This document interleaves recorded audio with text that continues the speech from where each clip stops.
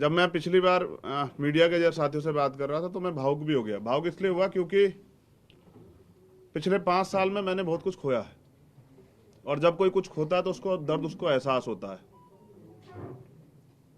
इस 5 साल में चाहे वो हाथरस का मामला हो, कौन अपनी बहनों को जिंदा जलते देखता है, वो भी कचरे की तरह।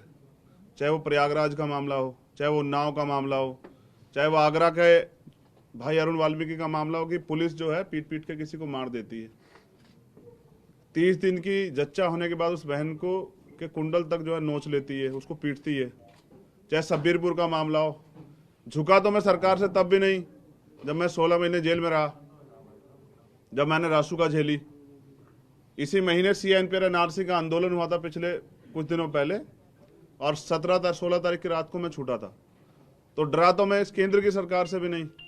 मेरा डर सिर्फ ये था कि अगर विपक्ष के बिखराव की वजह से भारतीय जनता पार्टी सत्ता में दोबारा लौटती है तो इसका खामियाजा मुझे नहीं, मेरे जैसे लाखों निर्दोष लोगों को भुगतना पड़ेगा। ये मेरा दर्द था। लेकिन मैं समझता हूं कि इस पिछले 2 महीने के समय में चंद्रशेखर आजाद अपना एटीट्यूड ही खो बैठा है।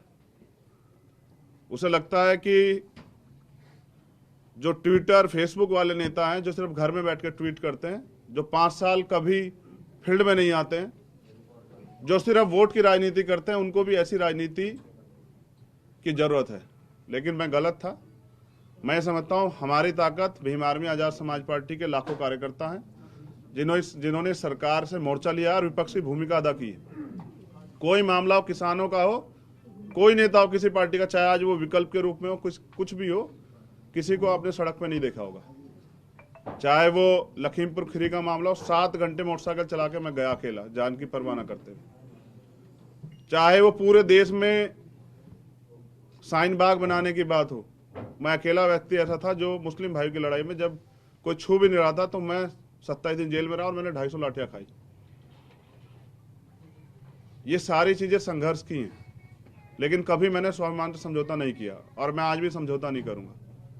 हमने तय किया है कि आजाद समाज पार्टी अपने बलबूते, जो उन्होंने आज तक काम किया है, उस काम के बलबूते, जिसकी लड़ाई आज तक उन्होंने लड़ी है, उन माओ के, उन बहनों के विश्वास के भरोसे, उन बुजुर्गों के आशीर्वाद के भरोसे, और बाबा साहब अम्बेडकर और मान्यवर काशीराम साहब की विचारधारा के भरोसे उत्तर प्रदेश में चुनाव में जाएगी। और मैं एक युवा हूं, अगर आज मैं डर जाता हूं, स्थापित नेताओं के सामने घुटने टेक देता हूं, तो मैं समझता हूं कल कोई गरीब युवा हिम्मत नहीं दिखा पाएगा, वो हौसला नहीं कर पाएगा कि वो परिवर्तन के लिए लड़े और वो तमाम तरह की ताकतों के खिलाफ खड़ा होकर अपने देश के बारे में सोचे। आज सबको सिर्फ सत्ता से मतलब है, लेकिन हमारी लड़ाई कभी सत्ता की रही नहीं। हमारी लड़ाई तो सत्ता के साथ व्यवस्था परिवर्तन की है। और आज जो गठबंधन जो सामाजिक न्याय की बात कर रहा है, वो कितना खोखला है, बिना दलितों की बात आप अच्छी तरह जानते हैं। तो हम ये समझते हैं, क्योंकि पिछले 2 महीने में हमारे साथ छल हुआ, हम राजनीति को समझ नहीं पाए, क्योंकि हम नए लोग हैं, ईमानदार लोग हैं। हमारे लिए राजनीति इसी तरह की चीजें थी जिस तरह हम सामाजिक आंदोलन चलाते थे। कुछ लोगों के लिए ये हंसी का विषय भी होगा कि भाई चंद्रशेखर को उन्होंने बेवकूफ बना दिया, किसी और ने बेवकूफ बना दिया। मैं समझता हूं मेरे जैसे लाखों चंद्रशेखर इस देश में तमाम तरह की गुलामी, बेबसी के शिकार, और वो परिवर्तन करना चाहते हैं, बस उनको अवसर की तलाश। तो आज मैं आप सबके माध्यम से उत्तर प्रदेश की महान जनता से और बहुजन समाज की माताओं, बहनों, बुजुर्गों और नौजवान साथियों से कहता हूं कि हम युवा हैं, बदलाव कर सकते हैं, लेकिन स्वाभिमान सम्मान समझौता नहीं करेंगे। एक लिस्ट जो है, क्योंकि इस तमाम तरह के छल में तैयारी करने का कम मौका मिला, मैं एक लिस्ट जो है जिनको प्रत्याशियों को हम लड़ाएंगे उनकी लिस्ट आपके सामने जारी कर रहा हूं। उसके बाद चरणबद्ध जो है हम अपने कार्यकर्ताओं को, साथियों के साथ लेके लिस्टेड बना के जो है अपने चुनाव में उतरेंगे। और मैं वादा कर रहा हूं आप लोगों से, ये वादा मेरा पूरे बहुजन समाज से है कि हम अपनी मेहनत से विकल्प बनेंगे और हम किसी के सहारे नहीं रहेंगे। हम सहारे रहेंगे अपनी मेहनत के, और ना ही हम किसी स्थापित दल, परिवारवाद की राजनीति वालों के आगे झुकेंगे। ना हमने कभी झुकना सीखा, ना हम झुकेंगे। और मैंने इस बार भी मंत्री पद और विधानसभा विधायक के पद को ठोकर मारी है, क्योंकि मेरे लिए दलितों का स्वाभिमान सम्मान, जिन्होंने मुझे इतना बड़ा बनाया, उनकी उसकी रक्षा करना बहुत जरूरी है। अब जो आगे होगा, जैसे आप महाकाव्य में जानते हैं ना कि जब युद्ध होता है तो भाई भी भाई के सामने खड़ा हो जाता है। भाईचारा अपनी जगह है और राजनीतिक हिस्सेदारी अपनी जगह है। मैंने अपने नेता मान्यवर साहब श्री काशीराम से सीखा है कि किसी का वजूद बनाने के चक्कर में अपना वजूद खत्म नहीं करना चाहिए। तो हम मजबूती से लड़ेंगे। मैं सीटों की जानकारी आपको दे देता हूं। मेरे गृह जनपद से नकुड़, रामपुर मनिहारन, देवबंद, सहारनपुर देहात, गंगो, चरथावल, पुरकाजी, मुजफ्फरनगर शहर, धामपुर, नहटोर, हापुड़, नूरपुर, आगरा साउथ, नोएडा, चंदौसी, कुंदरकी, आलापुर, जखनिया, सिरातू, मलियाबाद, पलिया, मुबारकपुर, मोहम्मदाबाद, हरगांव, हस्तिनापुर, जलेसर, एतमादपुर, खुर्जा, मेरठ कैंट, सगड़ी, जयसिंहपुर, तिरवा और माठ। ये विधानसभा कितनी सीटें? टोटल सीटें हैं 33, 33 या 34।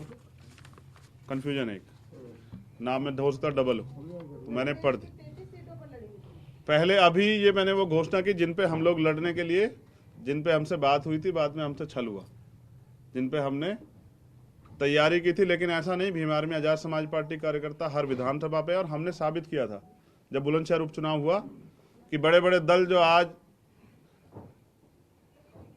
अहंकार में हैं वो तीसरे चौथे पांचवें नंबर पे थे, हम तीसरे नंबर पे थे। हमने आज जो कुछ प्राप्त किया है अपनी मेहनत से प्राप्त किया है, खैरात में नहीं प्राप्त किया है। और अगर आज युवाओं के इस लड़ाई में मैं कमजोर पड़ गया ना, मैंने फिर कहा कि फिर कोई सत्ता के आगे लड़ेगा नहीं, फिर कोई भगत सिंह नहीं पैदा होगा, फिर कोई उधम सिंह नहीं पैदा होगा। तो मेरी लड़ाई ईमानदारी की है, मेरी लड़ाई सत्य की है, और सत्य कभी पराजित नहीं हुआ है। मैं ये भी वादा करता हूं कि जब चुनाव के रिजल्ट आएंगे तो आप देखिए आजाद समाज पार्टी अपनी ताकत मेहनत से ये साबित करेगी। और जब सरकार बनाने के लिए किसी को हमारी जरूरत पड़ेगी तब हम भाजपा को रोकने के लिए फिर सबकी मदद करेंगे। लेकिन अहंकार अच्छा नहीं होता है। इसके पीछे कारण भी बता देता हूं। कारण ये था कि इस उत्तर प्रदेश में अपनी पार्टी रिकॉग्नाइज कराने के लिए आपको कम से कम 14 एमएलए जीतने पड़ेंगे, या फिर आपको 80 लाख वोट चाहिए। तो 14 एमएलए लड़के 14 एमएलए नहीं जीते जाते। इसलिए मेरी पहली वार्ता 25 सीटों पे हुई थी और मुझे विश्वास दिलाया गया था कि आपके साथ धोखा नहीं होगा। आज मैं एक बड़ी लाइन खींचता हूं, मैं कभी इसका जिक्र नहीं करूंगा। मैंने बंद कमरे की बात को बाहर नहीं लाया था, लेकिन ये गलती जिनके द्वारा हुई है, चुनाव के बाद उनको इस बात का पछतावा होगा, मेरा वादा है। कुल कितनी सीटों पर आप लोग चुनाव लड़ेंगे? सभी सीटों पे चुनाव लड़ेंगे। आज शाम के टाइम में हो सकता हूँ आपको कोई बड़ी खबर भी दे दूं, क्योंकि ये तो मैंने घोषणा उनकी की है, जिन सीटों पे मुझे चुनाव लड़ना ही लड़ना, इनको हम नहीं छोड़ने वाले। ये 33 सीटें वो हैं। हाँ। अब आप केवल अकेले ही लड़ेंगे या किसी से गठबंधन? मैंने क्या कहा अब आप केवल कि आज का समय दिया गया था 18 तारीख तक का, जिन नेताजी के पास मैं गया था कि हम उत्तर प्रदेश में भारतीय जनता पार्टी को रोक दे, तो उनके साथ नहीं जा रहे हैं। इस बात की घोषणा मैंने आज कर दी है कि उनके साथ नहीं जा रहे हैं। और अब तो वो अगर 100 सीट देके बुलाएंगे तो भी नहीं जाएंगे, क्योंकि लड़ाई स्वाभिमान सम्मान की। ऐसी खबर छपी है कि भाई की तरह सहायता कर सकते हैं अखिलेश यादव। हाँ, सहायता करेंगे, सहायता करने के लिए तो गए थे, लेकिन भाई की तरह वकील तो आपका सम्मान रखा जाएगा। वकील हैं हम और पढ़े लिखे हैं। सहयोग की भावना में और तंज की भाषा को समझते हैं। आपने ज्यादातर पश्चिमी उत्तर प्रदेश की सीटों पर घोषणा कर दी है, मगर दादरी और जेवर जैसी अभी विधानसभा रह रही है, तो इसका मैंने क्या कहा कि बाकी सीटों की जानकारी, क्योंकि अगर हो सकता है आज के बाद हमें आप सुनना चाहेंगे तो जरूर देंगे। डिजिटल का दौर है। भीम आर्मी आजाद समाज पार्टी के कार्यकर्ता बहुत मजबूत है, गांव-गांव तक है। तो शाम तक किसी से गठबंधन की खबर आपने कहा कि जिनसे बात हो रही थी उनसे नहीं, बाकी के लिए विकल्प खुला है क्या? जी, खुला है, बिल्कुल सत्य है। और छोटे छोटे दल अभी 50 की संख्या में मेरे ऑफिस पे बैठे हुए हैं। लेकिन आज मैंने समय दिया था, आपसे बात करनी थी, वो बात क्लियर करनी थी जहां लड़ाई लड़ी गई थी। लेकिन मैं समझता हूं एक साथी हमारे वहां हैं जिन्होंने कहा कि मैं अपने हिस्से की 2 सीट दे दूंगा। मैं उनको ये वादा करता हूं कि जिस सीट से वो लड़ेंगे, आजाद समाज पार्टी वहां प्रत्याशी नहीं उतारेगी, मैं उनका समर्थन करूंगा, क्योंकि मेरी लड़ाई आरएसएस और भाजपा से थी, उनसे तो कभी थी नहीं। और भी अगर स्वामी प्रसाद मौर्य जहां लड़ेंगे, मैं वहां भी उनका समर्थन करूंगा, मैं उनके खिलाफ प्रत्याशी नहीं उतारूंगा। मेरी लड़ाई जो है वो बहुजन समाज के लोगों से नहीं, वो आरएसएस बीजेपी के लोगों से है, और मैं उसको लड़ूंगा। कांग्रेस से गठबंधन हो सकता है क्या आपका? मैंने क्या कहा कि शाम तक आपके सामने सारी चीजें बड़े प्लेटफॉर्म से भी रख सकते हैं। 2 साल से प्रयास कर रहा हूं, आप बात करवा दीजिए, आप बात करवा देंगी तो मैं जवान वाला हूं, बहनों से कभी झूठे वादे नहीं करता हूं, मैंने कभी अपनी माँ को दिया हुआ वचन नहीं तोड़ा है। आप बात करा दीजिए, मैं सोचूंगा, और हो सकता है कि मैं उनके लिए, उनके सम्मान में और बड़ा काम कर दूं। मेरे लिए राजनीतिक सुख नहीं, मेरे लिए, क्योंकि मैंने 5 साल ना मैंने देखा है, जब शब्बीरपुर में हमारे घर जलाए गए तो ये जो नेता विपक्ष वाले ना, कोई नहीं आया था। क्या पिछले 5 साल में आपने देखा जो आज मुख्य विपक्ष है, किसी दलित के घर जाते उसकी दुख पीड़ा में, तो जो दलितों के आंसू नहीं पूछ सकता, जिनके सरकार में दलित अधिकारियों ने खून के आंसू रोए हों, वो समाज जो है ना अपने हक अधिकार की लड़ाई लड़ना जानता है। चंद्रशेखर जी, आप किस सीट से चुनाव लड़ेंगे? मैंने ये बात कही थी कि पार्टी जो आदेश करेगी, अगर मैं पार्टी आज भी आदेश करेगी, हमारे लीडर्स यहाँ बैठे हुए हैं, अध्यक्ष जी भी यहाँ बैठे हैं, प्रदेश अध्यक्ष जी, तो मैं लड़ूंगा गोरखपुर जाके। पहले ये था कि एक बड़ा गठबंधन में, उसमें ये सहायता थी कि मुझे कम काम करना पड़ता, मैं अपनी सीट पे जाके लड़ता, लेकिन अब मुझे अपनी लड़ाई अपने साथियों के साथ मिलकर अकेले लड़नी है, तो मैं समझता हूं कि जहां जरूरत मेरी होगी वहां ज्यादा रहूंगा। हम पे उत्तराखंड का भी चुनाव, उत्तराखंड में भी हमारे 8 प्रत्याशी डिक्लेयर हो चुके हैं।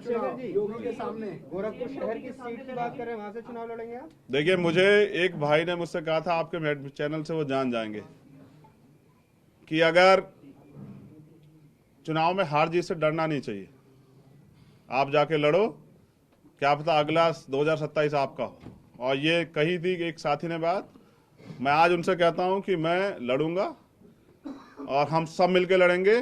दलितों ने लोकतंत्र बचाने के लिए, संविधान बचाने के लिए, ये अन्याय अत्याचार और जिस तरह से पूरे संविधान को खत्म करने का प्रयास किया जा रहा है, बहनों के सम्मान के लिए फैसला लिया था कि हम गठबंधन में जाएंगे, और अब उन्होंने फैसला लिया है कि वो किसी भी कीमत पे, एक चीज मुझसे छूट गई थी, मैं बता दूं कि आपको हमारे टिकटों में देखने को मिलेगा सामाजिक न्याय, जिसकी इतनी संख्या बारी उसकी इतनी हिस्सेदारी आपको देखने को मिलेगा। तो 30% टिकट दलितों को मिलेंगे, जनरल सीट पे भी दलित समाज के लोगों को लड़ाएंगे। दूसरा, उसके बाद 42% से 45% जो पिछड़े वर्ग के लोग हैं उनको टिकट दिए जाएंगे, जिसमें हिंदू धर्म के पिछड़े वर्ग के भी लोग हैं और मुस्लिम धर्म के पिछड़े वर्ग के भी लोग हैं।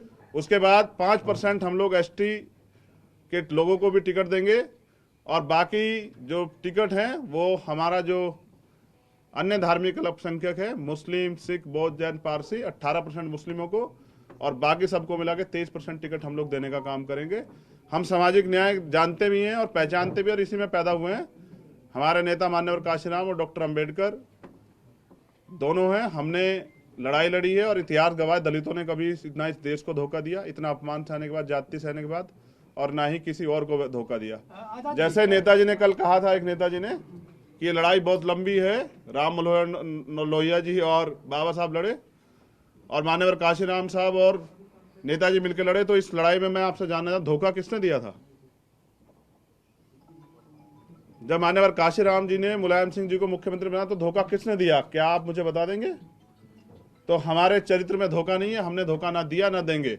और मैं फिर कह रहा हूं, उनसे मेरी लड़ाई नहीं, मेरी लड़ाई है बीजेपी से, क्योंकि पिछले कुछ दिनों में एक नौजवान हूं ना, तो बहुत सारी बातें दिल पे ले जाता हूं। आजाद जी, तो धोखे के बाद अपनी बात रखी, अब अपनी लड़ाई लाइन खींच के लड़ेंगे। और मैं समझता हूं कि अगर मेरे जैसे लड़ने वाले व्यक्ति को जनता सहयोग नहीं करेगी, तो अभी जनता तैयार नहीं हुई है। चंद्रशेखर, ये क्लियर नहीं हुआ है अभी आपने जो गोरखपुर वाली बात कही, क्या गोरखपुर से लड़ेंगे? इसको थोड़ा क्लियर स्पष्ट कर दीजिए। आपने मैंने कहा गोरखपुर का चुनाव कौन से चरण में है? छठे। बहुत समय है गोरखपुर में, पहले यूपी के और फेज के चुनाव लड़ा दें, तो जब उसके टिकट दूसरे पार्टी को डिक्लेयर हो जाएंगे तो हम भी अपना बता देंगे। मैंने क्या कहा कि चुनाव, अगर मैं तो उस वहां से जहां से जो विकल्प ये बन रहा है कि उनकी सरकार ही बन रही है, वो चुनाव लड़ा रहे थे। मेरे लिए चुनाव लड़ना नहीं, चुनाव लड़ाना बहुत जरूरी है। मुझे दलितों ने कमान सौंपी है, बहुजनों ने, दलित, पिछड़े, आदिवासी और माइनॉरिटी के लोगों ने, अन्य धार्मिक अल्पसंख्यकों ने, मैं उनके सम्मान की रक्षा करूंगा और उनके अधिकार रक्षा ये करूंगा। जो 33 सीट आपने कहा है तो इसकी संख्या आने वाले पेशे में बढ़ेगी और हमारे कार्यकर्ता मजबूत हैं। जब हमने एक साइकिल यात्रा चलाई थी तो पूरे उत्तर प्रदेश में ये माहौल बन गया था कि ये कहां से इतने कार्यकर्ता आ जाते हैं। वो कार्यकर्ता अपने स्वाभिमान सम्मान रक्षा करेंगे और वो ये भी साबित करेंगे कि उनको कैसा नेता चाहिए। वो नेता जो 5 साल अपने कमरे में सोता है और चुनाव के समय बाहर आता है, या वो नेता जो अपनी बहनों के सम्मान के लिए जेल भी काटता है, मुकदमे भी झेलता है, लड़ता भी है और कभी झुकता नहीं, जो स्वाभिमान सम्मान की लड़ाई सामने खड़े होकर लड़ता है।